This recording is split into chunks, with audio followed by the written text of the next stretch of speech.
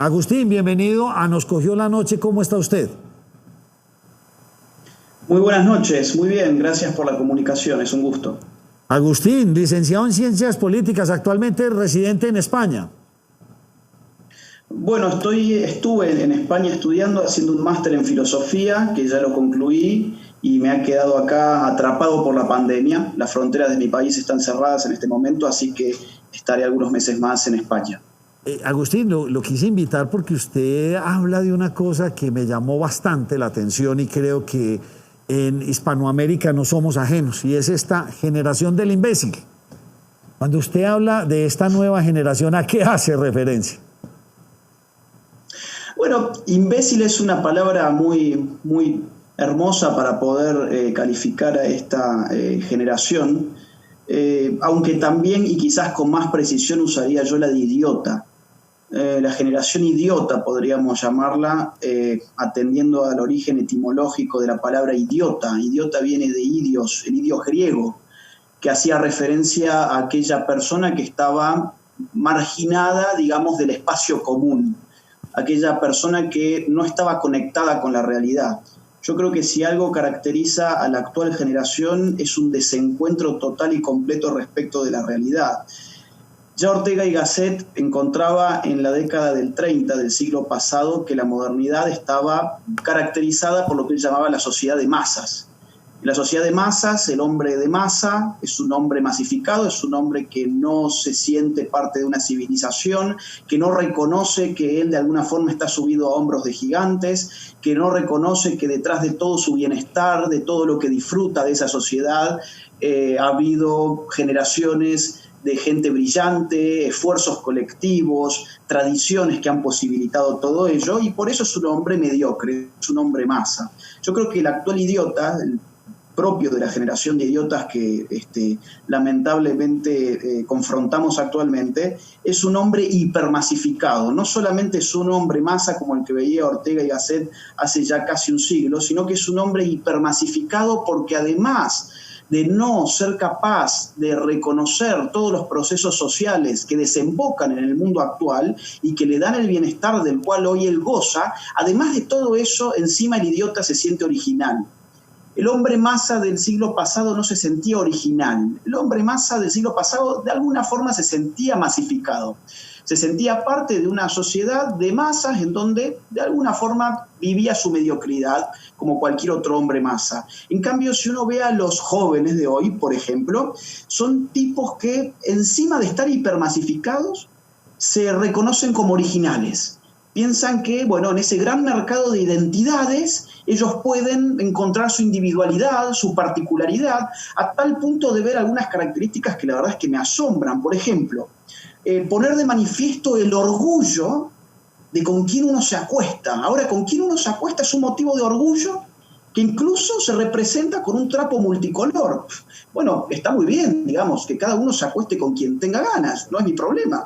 Pero de ahí a llevar adelante una bandera y estar orgulloso por quién uno se lleva a su cama o por cómo se autopercibe uno. Yo me autopercibo como hombre, pero bueno, yo podría autopercibirme como una mujer y eso me haría seguramente muy original y muy orgulloso de mi autopercepción. Y aparte nos llevaría a vivir en un mundo de la diversidad, donde supuestamente el hombre hipermasificado se siente hiperdiverso porque puede diversificar sus orientaciones sexuales, entonces reduce toda la riqueza de la palabra diversidad a simplemente con quién se acuesta o cómo se percibe sexualmente, lo cual es, bueno, parte de una locura contemporánea, ¿no? Y hay un punto más que tiene que ver con las protestas que, bueno, ustedes han vivido en Colombia, se han vivido también en Chile, estoy pensando entre octubre y noviembre del año pasado, también en Ecuador, en Argentina hemos tenido lo propio, toda América Latina se convulsionó, digamos, en el mundo inmediatamente anterior de la pandemia, y donde los jóvenes, de alguna forma, tomaron las calles y se pensaban realmente que estaban haciendo una revolución. Y, por ejemplo, en el caso chileno, una cantante bastante conocida llamada Mon Laferte llamaba a destruir los supermercados. El hombre hipermasificado o el hombre que es propio de la sociedad de idiotas actual ha, digamos, desencastrado, ha desvinculado el proceso productivo del consumo. Para el hombre masa de hoy o el hombre hipermasificado, los bienes de consumo casi que caen del aire, ¿no? Caen de los árboles y entonces uno va al supermercado casi a recoger como algo que se ha caído como maná del cielo. Entonces, bueno, tenemos derecho a eso. El hombre hipermasificado se piensa que por ser original tiene derecho a las cosas, porque no ha establecido jamás un vínculo entre el trabajo y la cosa que se obtiene a partir de esfuerzo productivo. Entonces, bueno, yo en ese video que usted vio quise describir algunos puntos que creo que están a la vista de todos, y mucha gente que me estará escuchando ahora pensará que lo que digo es un poco agresivo, y habrá seguramente otra gente que acordará de que estamos viviendo una generación demasiado débil, ¿no? José. Agustín, esa generación del idiota se puede marcar en un segmento de edad, o sea, como los nacidos a partir de X años. Por un lado, una pregunta, y la otra, ¿por qué se presenta esta generación del idiota, estas personas hipermasificadas? ¿Será por las redes sociales o por qué razón? Bueno, por varias razones. A ver, primero que nada, las edades. Sí, yo creo que va, digamos, concierne a la generación millennial, de la cual yo por otra parte soy parte, un crítico de mi propia generación.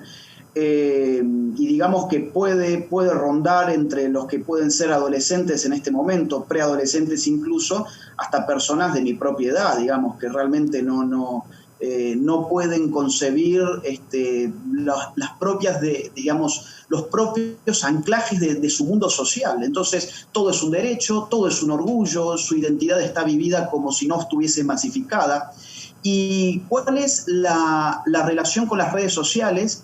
Evidentemente, digamos, hay una relación muy fuerte, que es que la red social ha partido nuestra existencia en el mundo social. Nuestra existencia, digamos, social está partida en un mundo online y en un mundo offline. Lo interesante del mundo online es que uno puede ser todo aquello que quiere ser, ¿no? Es decir, en el mundo online, incluso con una aplicación, yo puedo mejorar los rasgos de mi cara que no me gustan. En un mundo online, incluso ahora todo el mundo estaba utilizando una aplicación con la cual se transformaba la foto de uno en la foto de una mujer. ¿Cómo sería yo si yo fuese mujer? Por ejemplo, había otra aplicación que nos volvía viejos. Había otra aplicación que nos volvía bebés. En el mundo online hay una desestabilización absoluta, total, completa de la propia identidad, que deja a esta generación idiota flotando al margen de la realidad. Lo que habíamos dicho es que idiota viene de idios, una palabra griega que referencia a aquel que está al margen de la realidad. En la red social, digamos, por las capacidades técnicas de las aplicaciones informáticas, de las aplicaciones que hoy utilizamos y que mucha gente utiliza, se puede todo. Se puede pasar a ser una mujer en la fotografía, se puede engañar a quien te está mirando, se puede modificar el nombre, se puede modificar los rasgos característicos de la edad, se puede, digamos, vivir como un anónimo, se puede tener varias identidades al mismo tiempo, una vivencia extraordinaria que no acontece en el mundo real. Entonces, la gente cada vez está más sumergida en ese mundo online y la pandemia ha acelerado esa duplicación de la realidad. Y más aún, por primera vez en la historia vivimos más a partir de la pandemia en un mundo online mucho más que en un mundo offline. Voy a poner algunos ejemplos. La gente que puede seguir trabajando actualmente en un marco pandémico es la gente que puede canalizar su actividad productiva a través de Internet. Aquellos que no pueden trabajar por Internet porque su trabajo no tiene que ver con el mundo online, pues sencillamente no tienen trabajo, no pueden trabajar, están de paro. Por ejemplo, nuestras relaciones personales todas se han virtualizado a través de herramientas como las cuales estamos usando ahora. En otra época la hubiésemos usado igual porque yo estoy en España y no en su país, pero actualmente la estamos usando para absolutamente todo, incluso para la comunicación entre los propios parientes. Por ejemplo, voy a poner dos ejemplos muy antitéticos. La gente va a misa o va a su culto a través de Internet, en el marco de la pandemia, y al mismo tiempo muchos ministerios de salud, por ejemplo el de mi país, Argentina, han recomendado a las personas tener sexo a través de Internet, y las páginas pornográficas, las páginas más digamos, célebres, como por ejemplo Pornhub, han liberado el acceso a sus videos premium, como ellos los llaman, y nunca ha habido tanta afluencia al mundo de la pornografía como, digamos, en el momento de Internet. Entonces, en el momento de la pandemia, quiero decir, a través de Internet. Entonces, hoy estamos viviéndolo todo. Incluso la gente que está yendo al colegio o a la universidad lo hace a través de Internet. Enseñamos a través de Internet, aprendemos a través de Internet, tenemos sexo a través de Internet, tenemos vivencia religiosa a través de Internet, tenemos vida familiar a través de Internet, tenemos vida productiva a través de Internet, y el hombre hipermasificado disocia lo que es la realidad que le toca, de aquella realidad totalmente maleable que tiene lugar en Internet, ¿no? Entonces, evidentemente, este hombre hipermasificado es un producto de las condiciones actuales de vida que están atravesadas por Internet desde hace ya, digamos, por lo menos 2 décadas, ¿no?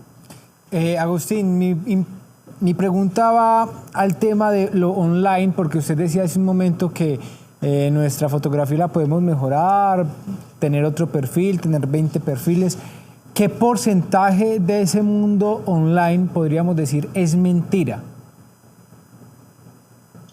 Bueno, yo no sé cuál es el porcentaje del mundo que es mentira. Digamos, yo diría prácticamente todo en el mundo online probablemente sea mentira en la medida en que siempre recorta la realidad.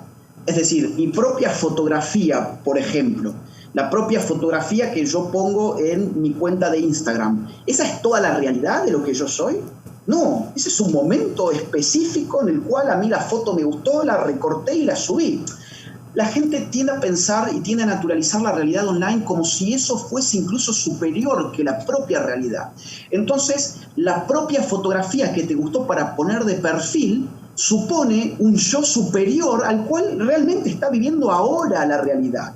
Incluso denota una realidad anterior en el tiempo que es probablemente superior a la actual, porque probablemente si yo me sacara ahora una selfie para mostrar mi realidad actual, en el propio momento en el que la subo ya deja de ser presente, y además de eso probablemente me guste más la anterior porque por algo coloqué la anterior. Entonces, el mundo offline nunca es una el mundo online nunca es una realidad completa. No puede ser jamás una realidad completa porque hay reglas técnicas que interfieren en esa realidad. El recorte de la imagen, el mejoramiento de la imagen, la acotación del texto, por ejemplo en Twitter, ¿no? En Twitter esta generación, que además es idiota porque está constreñida por estos aparatos a ser idiota, a tener que hacer todo rápido, todo corto. Si uno sube un video, por ejemplo, digamos en YouTube, bueno, más te vale que tu video no tenga más de 5 minutos porque la gente no va a poder seguirte el ritmo.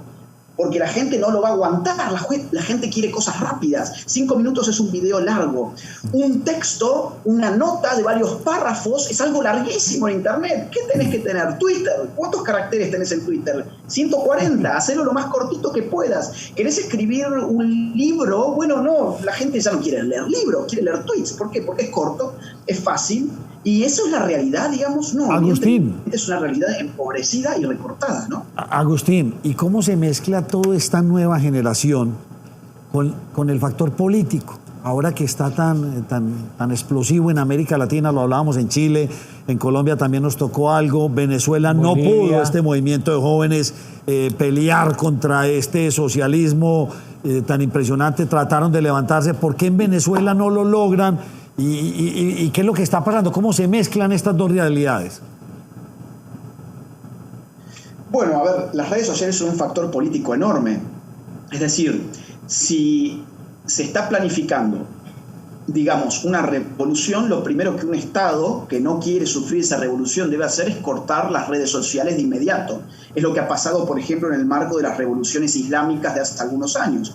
Lo que hacían estos estados era, apenas había un chispazo que podía desatar una revuelta, se cortaba totalmente Internet. O podemos pensar, por ejemplo, en China, donde todas las comunicaciones están totalmente controladas por el aparato estatal. Ahora, eso no pasa todavía, hay que ver después de la pandemia, porque ya, por ejemplo, en Argentina han anunciado que hay ciberpatrullaje, que el Estado espía nuestras redes sociales y ese tipo de cosas. Hay que ver después de la pandemia cómo esto se articula. Ahora bien, ¿qué pasa con esta generación Internet y la política? Esta generación masificada de idiotas de alguna forma quiere ser protagonista de la historia. Entonces, cualquier causa le viene bien. Mataron a un negro en los Estados Unidos, bueno, vamos a marchar en Argentina y vamos a destruir la propiedad pública y privada de Argentina. Vamos a hacer una marcha en contra de Donald Trump en la propia Argentina. Vamos a hacer una marcha en contra de Donald Trump en Inglaterra. Estamos comiendo carne animal, necesitamos veganos que salven a las vacas, necesitamos veganos que salven a los pollos, necesitamos feministas veganas que salven a las gallinas que los gallos violan, tal como ha pasado, por ejemplo, en España, donde yo estoy ahora, con el movimiento feminista vegano, ¿no? Que fueron a sabotear algunas granjas porque alegaban que los gallos violan a las gallinas, porque toda vez que tienen algún coito con estas últimas. Este tipo de locuras son cada vez más frecuentes, ¿no? Queremos salvar la ecología, tenemos que ir a tomar nuestro café Starbucks porque Starbucks recicla. Queremos salvar a las mujeres violadas, nos inventamos el himno feminista. Seguramente que cantando el himno feminista los violadores van a recapacitar y van a decir, no, bueno, mejor no voy a violar a esa mujer porque ayer escuché el cántico del himno feminista que dice que no hay que violar a las mujeres. Bueno, la generación de idiotas no puede conectar causas con efectos. Por lo tanto, no está capacitada para resolver jamás ningún problema social. Lo único que quiere es ser protagonista de la historia, ¿no? Entonces, las manifestaciones son eventos lúdicos. Hay que salir a romper las cosas, hay que salir a saquear, vamos a hacer una marcha por Floyd y de paso me llevo un televisor HD a mi casa, ¿no? Voy a hacer justicia por este mundo racista y de paso hago una catarsis en el espacio público reventando el monumento a Colón. Bueno, esto es lo que estamos viendo a diario, ¿no? Esta es una generación de idiotas útiles al servicio de unos cerebros que los están manipulando. Sin lugar a dudas, y yo creo que acá hay mucha gente que está sacando su rédito. Es decir, privar a la gente de su identidad, digamos, confundir a toda una generación que ya ni siquiera sabe qué es en términos sexuales. Hoy hay jóvenes, y cada vez más, que ni siquiera tienen la capacidad de decir yo soy hombre o yo soy mujer. Digo, confundir a las personas, incluso hasta ese nivel, confundir a las personas en cuanto a que es un motivo de orgullo que debe ser militado en el espacio público y arraigado en simbologías multicolor el hecho de que yo me quiero acostar o con una mujer o con un hombre o con una mujer y con un hombre o con lo que sea. Digo, ¿te devuelve qué cosa? Te devuelve gente que hoy se la llama deconstruida. Hoy los jóvenes están llamados a deconstruirse porque estas ideologías le han metido en la cabeza que todo lo que es heredado, todo lo que tus padres te han enseñado, todo lo que hace a tu historia nacional, por ejemplo, todo lo que hace a las creencias religiosas de tu familia, todo lo que hace a la construcción de tu propia patria, de tu historia, de los símbolos que te caracterizan, todo eso es opresivo, patriarcal, heteronormativo, racista, digamos, de orígenes coloniales. Todo este discurso, en verdad, no libera, sino que vuelve a esta generación hojas en blanco, tábulas rasa, hojas en blanco listas para ser reinscriptas por un poder. No existe tal cosa como el sujeto deconstruido, existe tal cosa como el sujeto que ha sido deconstruido para inmediatamente después ser reinscrito con nuevos contenidos que en este caso están mercantilizados. Digo, nunca como antes, por ejemplo, se ha generado todo un comercio de la identidad sexual.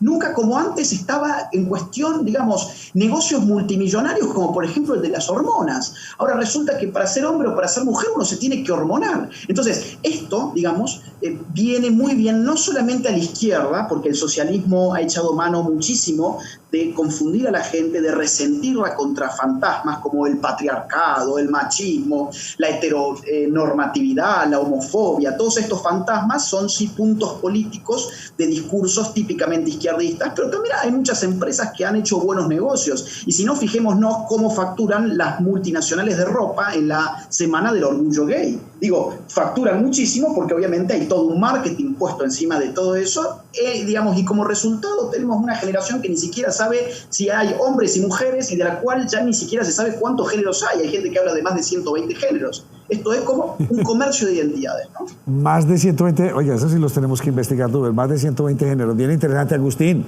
Pero esto cada vez se está volviendo más grande, cada vez está creciendo. ¿Qué o quién puede cambiar esto o llevarlo otra vez, digamos, a un estado normal, por decirlo de alguna forma, porque no encuentro la palabra a decir? A ver, yo creo que, digamos, esta generación hipermasificada o de idiotas o de imbéciles funciona y se reproduce porque se ha creído realmente que era especial.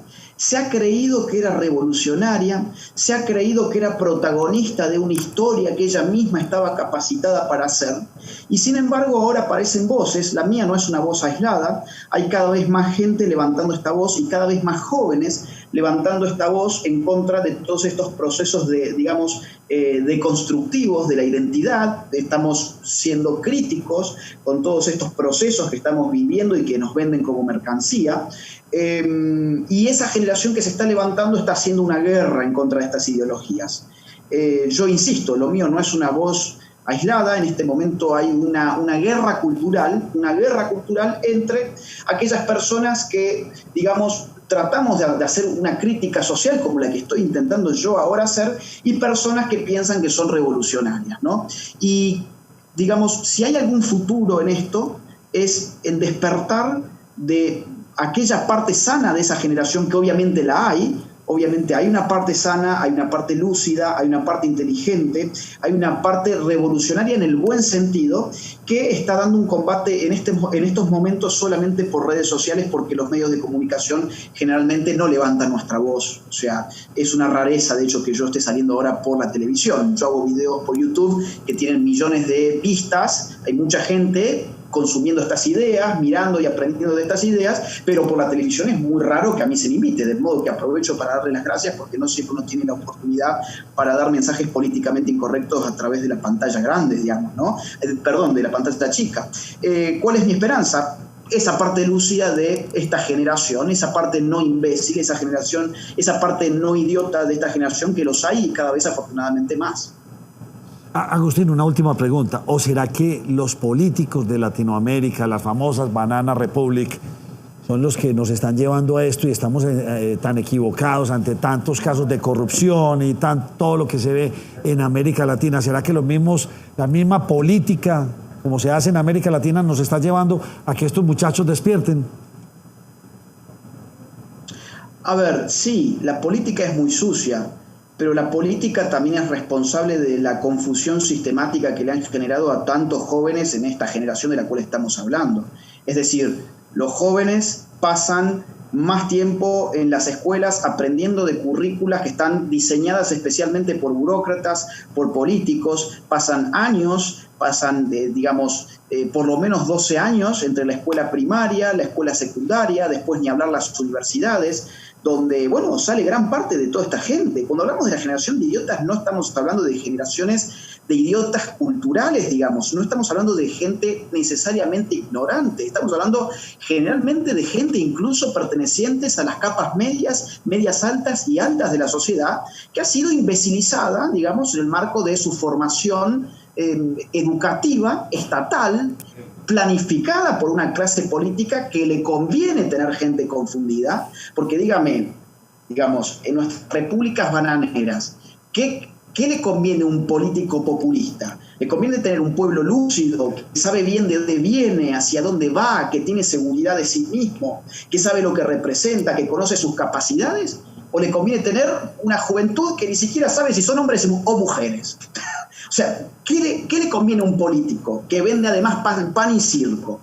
Evidentemente acá, digamos, hay una responsabilidad política estatal enorme, pero al mismo tiempo es tan sucia la política y hay un despertar libertario, vamos a decirlo así, antiestatista, de gente que ya está cansada de la clase política parasitaria, que está contagiando la rebeldía juvenil, la buena rebeldía, no esa rebeldía que sale a destruir monumentos, sale a destruir edificios públicos, privados, y que piensan que van a hacer la revolución feminista por cantar un himno, o que piensan que van a salvar al mundo por tomar café en vaso de Starbucks, sino una rebelión de verdad, esa que genera, por ejemplo, la que te censuren en las redes sociales. Yo he tenido causas judiciales con Facebook, por ejemplo. Yo he tenido problemas serios con Instagram.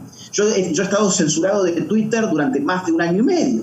Yo he tenido problemas en mi canal de YouTube. Yo tengo denuncias, yo tengo causas, tengo denuncias por lo que digo, cosas como la que estoy diciendo ahora mismo, en Argentina y en México, por ejemplo. De hecho, en Argentina ahora se va a tratar una ley para penalizar con más de $100.000 a los influencers, digamos, que a través de Internet digan cosas como las que yo estoy diciendo ahora en este mismo programa. Entonces, cuando los jóvenes ven que, digamos, como decía Voltaire, ¿no? ¿Quieres saber quién realmente tiene poder? Fíjate a quién no podés criticar. Quien te oprime es quien no podés criticar. ¿A quién no podemos criticar hoy? Y hay muchos jóvenes que con mucha incorrección política se están lanzando a todo esto como reacción. Con lo cual, insisto con lo que dije anteriormente, yo tengo esperanzas en la parte lúcida, inteligente y que todavía conserva valores de la generación en la cual me ha tocado vivir. Agustín, aunque se puede compartir parte de sus conceptos, ¿usted no considera que usted tiene cierto sesgo político en los mismos? Sin lugar a dudas. Yo jamás he ocultado mi propia ideología política. No creo que ningún discurso sobre la sociedad pueda ser apolítico o totalmente estéril en términos ideológicos. Yo soy una persona liberal conservadora, digamos. Creo en las tradiciones, creo en la reproducción tradicional de los valores culturales, creo en un Estado minúsculo, creo en un Estado que deje lugar a la libertad de los individuos. Quiero menos política y más sociedad civil. Digamos, creo en la crítica social también como un mecanismo de cambio social. Por supuesto que lo mío es un discurso político. Yo no quisiera que esto se presente como un discurso científico totalmente neutralizado de política, todo lo contrario. Agustín Laje, espero volverlo a invitar al programa, quedamos contactados con usted, bien interesante sus pensamientos, creo que pone algunas cosas bastante distintas sobre la mesa, por eso lo quise invitar. He visto algunas de sus charlas, de sus comentarios, y bueno, también hay que salir en la pantalla chica de vez en cuando. Muchas gracias, Agustín.